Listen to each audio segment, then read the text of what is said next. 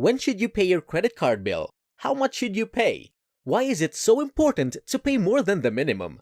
Knowing these and more can increase your credit score, which is something everybody wants.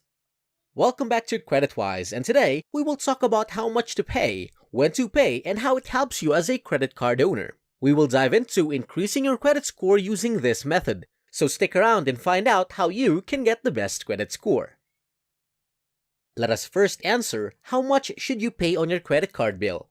This is a sample credit card statement. The new balance is the amount that is due during the billing cycle. In some statements, it will also show the minimum payment required, and it's usually beside or near the new balance. The minimum payment is the least amount of payment required to avoid getting a late payment. Depending on the bank, minimum payments can be from $25 to $35. You can definitely pay more than the minimum payment required, or even pay in full, to avoid getting interest charged on your balance. Statements also include due dates. Make sure the payment is submitted on or before the due date to avoid getting a late fee. Any leftover balance on the billing cycle will be charged interest, which can range from 14 to 25%, depending on the credit card. You will be able to see more information on your bill, such as the credit limit. On this statement, it is labeled as credit line, which is up to $3,000. Below the credit line is the available credit, which is simply the credit limit minus the balance.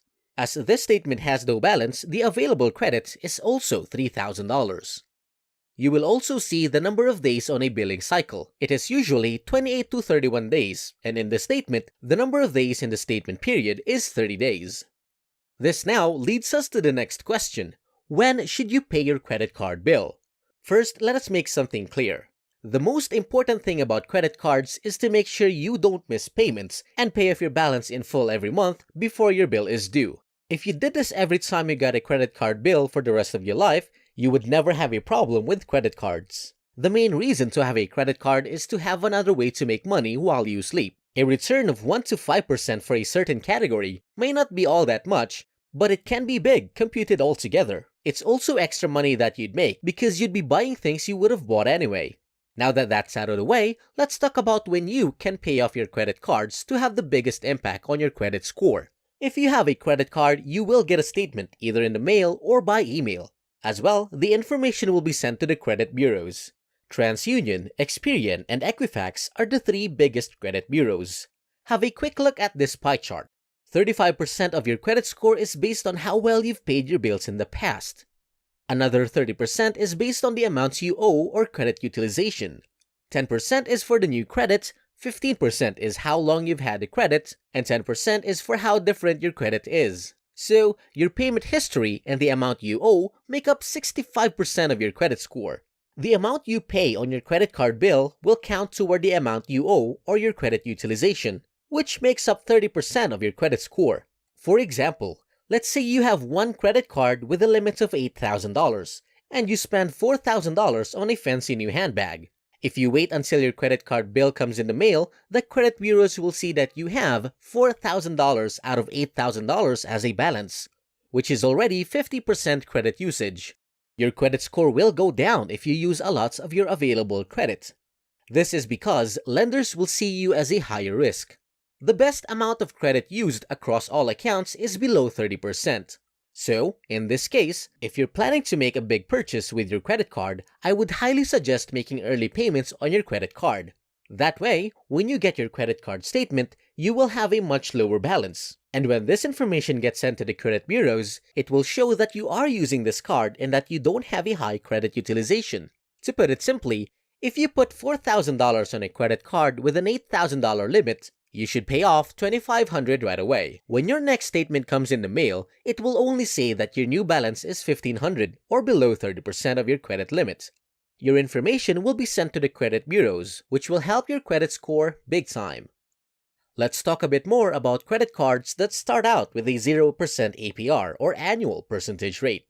These are just like regular credit cards, but for the first 12 to 18 months, they work a little differently. Most of the time, you'll see this with credit cards that let you transfer a balance or promotions to get more people to sign up for a certain credit card.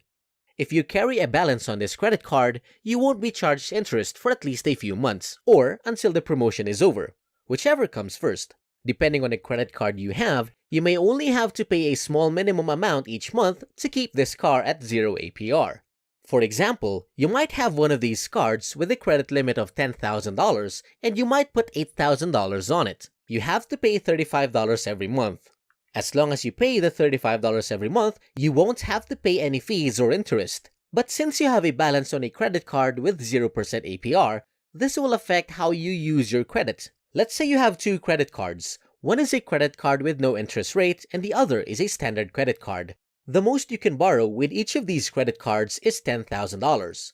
Your zero-interest credit card has a balance of $8,000, while the other credit card has a balance of $4,000. So, your total credit limit is $20,000, and your total balance is $12,000. So in this case, 60% of all your available credit is being used. Even though you don't pay interest on a credit card with 0% APR, this will still hurt your credit score, especially if this is what your credit utilization looks like. However, your credit score does change, and it will go up as soon as you use less of your credits and have a longer credit history. But in the short term, your credit score may go down.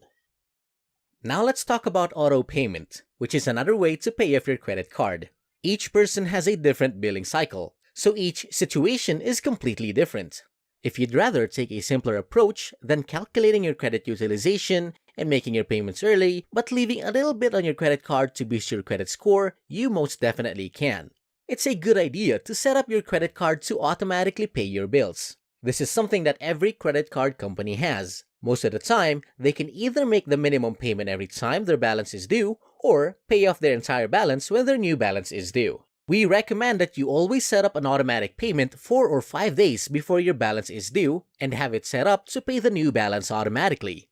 This way, you'll never be late on a payment, which will save you money on late fees, and you won't be making the minimum payment, so you'll save money on interest. The only wrong time to pay off your credit card bill is after the payment is due. This can have a lot of bad effects, including lowering your credit score, making you pay late fees, and interest. But if you pay off your credit card balances in full every month before you get your bill, the credit bureaus might not see that you are using this credit, which doesn't do much for your credit score. The best thing to remember is to keep your credit utilization on all of your cards at 30% or less. And when you get a credit card statement in the mail or by email, pay it off in full. To answer the questions again when to pay and how much to pay, well, aim to pay your credit card bill in full by your statement due date. Paying the full statement balance each month has a positive impact on your credit and shows lenders that you're able to responsibly borrow money. That's it again today from CreditWise. If this video has answered your questions or helped out, hit the like button.